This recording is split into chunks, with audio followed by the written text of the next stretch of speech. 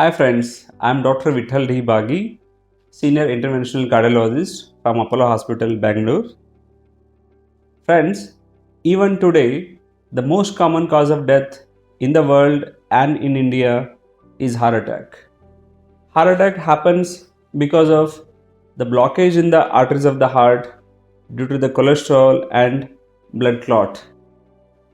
Time is muscle.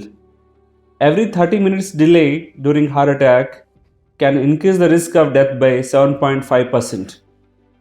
How can we prevent the death from heart attack? To intervene means to change the course of the disease process. My duty as an intervention cardiologist is to intervene and clear those blockages and prevent the damage to the heart muscle and save a life. We practice evidence-based medicine. We do all advanced cardiac procedures with state-of-the-art technology, clinical expertise, excellent skills, and up-to-date knowledge.